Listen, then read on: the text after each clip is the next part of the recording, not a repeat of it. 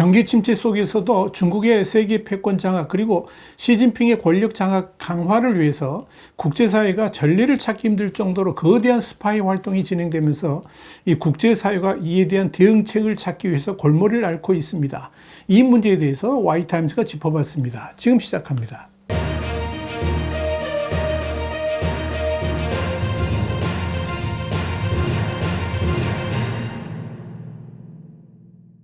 월시저널은 14일 중국은 전례 없는 규모의 간첩 활동을 감행하고 있으며 보안기관, 민간기업, 중국 민간인을 총동원해서 경쟁 국가를 붕괴시키고 또 국가 경제를 강화하고자 하고 있다. 그러면서 중국이 정보기관뿐만 아니라 민간기업과 민간인까지 동원해서 벌이는 대규모 첩보 공작 위협에 대해서 대부분의 서방 국가들에게서 경고음이 울려 퍼지고 있다. 이렇게 보도했습니다. 월저널에 이어서 지난달에도 미국 연방수사 그러니까 FBI가 미국뿐만 아니라 영국, 프랑스, 루마니아 등의 네트워크에 침입한 중국 해커들을 적발했다 그러면서 중국의 국영기업과 연관된 이 해커들은 감시 카메라나 네트워크 중계 장치인 라우터 등 26만 개에 달하는 인터넷 장비에 침입했다라고 밝혔습니다. 미국 의회에서 조사한 바에 따르면 미국의 주요 항구에 사용되는 중국산 카고 트레인에는 베이징이 비밀리에 제어할 수 있는 기술이 내장되어 있었습니다. 이에 따라 미 의회는 지난해 12월에 중국의 화물 데이터 플랫폼인 로그아이엔케를 배치하는 전 세계 모든 항구들에게 이걸 사용하는 것을 국방부를 통해서 금지시켰습니다. 기밀 정보가 공개될 수 있다는 우려 때문이었습니다. 이와 관련해서 미국 정부는 캐시 호출 뉴욕 주지사의 전 수석 보좌관이 중국 요원이었음이 확인됐습니다. 최근에는 이 중국 유학생과 과학자들이 스파이 활동의 주요 통로가 되는 사례도 늘고 있습니다. 또 미국 당국은 중국 해커들이 미국 사법기관의 도청 활동 및 비밀 정보를 입수하기 위해서 미국의 상용 네트워크에 침입했을 가능성에 대해서도 조사를 하고 있습니다. 올해 초 영국 당국은 중국과 관련된 해커들이 주소 등 국민 4천만 명의 정보가 담긴 유권자 명부에 접속했다라고 밝힌 바 있습니다. 문제는 중국의 첩보 공작이 해킹에만 그치지 않는다는 점입니다. 지난 5월 캐나다 당국은 중국이 최근 2차례 연방선거에서 선호하는 후보를 당선시키기 위해서 중국 유학생들을 동원하는 등 공작을 벌였다라고 공개를 했습니다.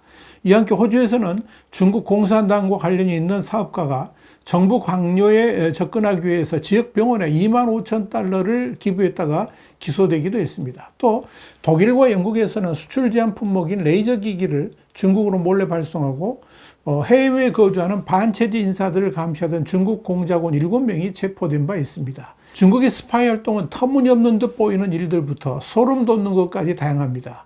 월저널에 따르면 지난 9월 미국 검찰은 미시간 대학의 중국인 졸업생 5명이 대만 군인이 포함된 미국 방위군 훈련에서 군용 차량에서 불과 몇 피트 떨어진 곳에서 한밤중에 사진을 찍는 것을 발견하고 이들을 체포했습니다. 그런데 이들은 별을 바라보고 있었다라고 주장을 했습니다. 미국 정부는 현재 중국 국가와 연계된 해킹 그룹이 주요 미국 광대역 공급업체에 침투해서 미국 법 집행기관의 도청에 접근했는지 조사하고 있습니다. 정부 당국은 중국이 고급 AI 모델을 훈련하기 위해서 개인 데이터를 대량으로 훔치고 있다고 우려하고 있습니다. 또 영국 국내 정보 그러니까 MI5에 따르면 지난 2022년 이후에 링크드인을 통해서 중국 요원으로부터 정보를 넘겨달라는 요청을 받은 영국인의 수는 2만 명을 넘어선다고 밝혔습니다. 이뿐 아닙니다. FBI는 올해 초에 중국이 수백 대의 라우터를 하이제킹해서 미국의 물과 에너지 네트워크에 침투하는 데 사용했다라고 말하면서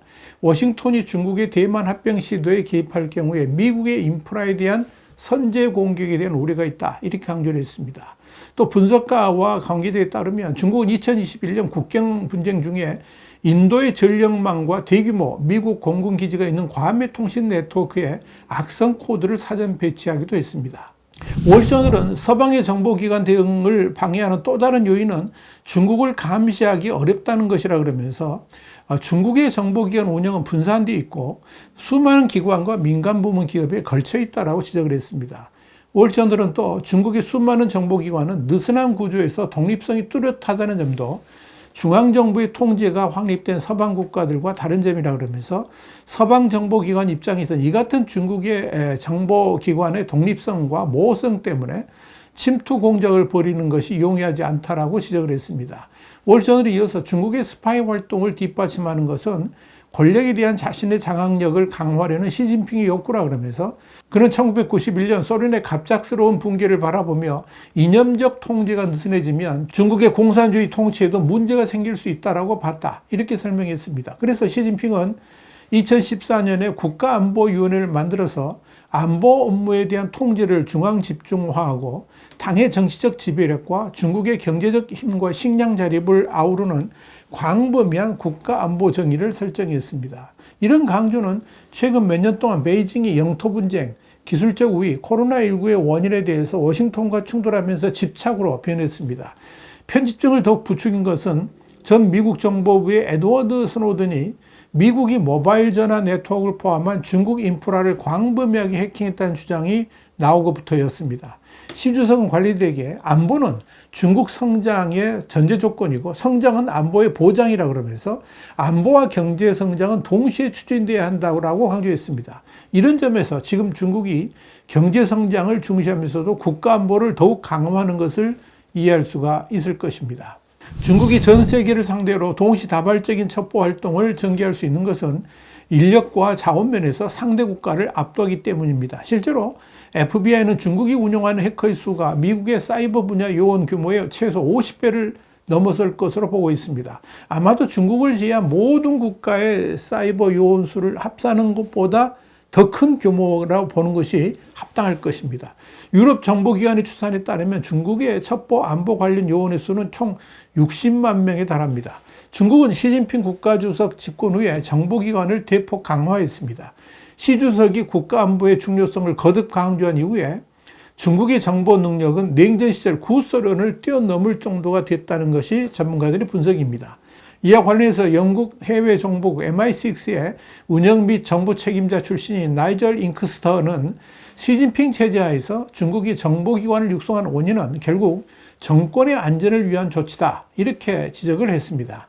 중국이 이렇게 해외에 상상을 초월할 정도의 스파이들을 내보내서 첩보 활동을 하면서 반대로 중국 내의 해외 스파이들을 찾는데도 엄청난 노력을 기울이고 있습니다. 홍콩의 사우스차이나 모닝포스트는 14일 중국 방첩기관인 국가안전부가 자체의 위챗 계정을 통해서 외국 스파이에 대한 경각심을 고취하는 내용의 드라마를 독점 공개했다 그러면서 국가안전부는 최근 위챗 계정을 통해서 안차오슝용이라는 제목의 드라마를 서비스하기 시작했다라고 보도했습니다. 어두운 기류가 기승을 부린다는 뜻의 이 드라마는 영어로는 The Dark Tide is Rising으로 이렇게 번역이 됐습니다. 사우스차이나 모닝포스는 이에 대해서 제작 주체는 밝혀지지 않았지만 해당 위챗 계정을 통해서만 시청할 수 있다는 점에서 국가안전부가 제작에 직간접적으로 관여했다는 관측을 낳고 있다 그러면서 국가안전부는 이 드라마가 실화를 바탕으로 했다고는 밝히지는 않았지만 지난해 7월 38살 나이로 숨진 인민해방군 AI 워게임 전문가인 펑양허 대교 사건을 암시하는 것일 수 있다라고 전했습니다. 후난성 창사에 있는 국방기술대 부교수인 펑양허는 인민해방군의 워게임에 사용되는 AI 프로그램 워스커를 1편과 2편 개발하는 데 주도를 했습니다. 미국 하버드대와 아이오와 대학교에서 유학한 그는 국방기술대에 재직하면서 지난 10년간 32여 개의 국가 지방과학연구 프로젝트를 이끌었습니다. 그는 당시 중요한 임무 수행 요청을 받고 창사에서 밤 비행기를 타고 베이징으로 날아와 택시를 탔다가 트럭과 충돌하는 교통사고로 숨진 것으로 전해졌습니다. 드라마에서 주인공인 과학자도 최신 전투기 엔진과 터빈 시스템에 사용되는 기술을 연구해 오다가 누군가 고의로 고장난 렌트카를 몰고 공항으로 가던 중에 사고를 당했습니다. 그의 비서 중 한 명이 연구자를 넘기기 위해 외국 스파이와 거래를 시도하는 모습과 다른 과학자 3명이 교통사고로 사망한 사건도 드라마에 등장합니다. 외국 스파이의 우두머리는 홍콩에 근거지를 두고 있는 것으로 설정이 됐습니다. 중국 방첩당국은 드라마상에서 우리의 국가안보를 위협하는 외국 스파이 범죄 행위를 엄격히 단속할 것이다. 이렇게 밝혔습니다. 과거 베일에 쌓였던 이 기관은 지난해 7월 개정된 방간첩법, 그러니까 방첩법 시행 이후에 소셜미디어와 관영 매체를 통해 간첩 식별법을 홍보하거나 자국을 겨냥한 외국의 간첩 활동에 경각심을 고취하는 등 활발한 선전전을 펼치고 있습니다. 이번에 공개된 드라마도 자국민에게 국가 안보를 위협하는 외국 스파이들에 대한 경계령을 강화하는 목적이 담겼다. 이런 분석이 나옵니다. 화이트하우스 국제정세 분석의 추북이었습니다. 감사합니다.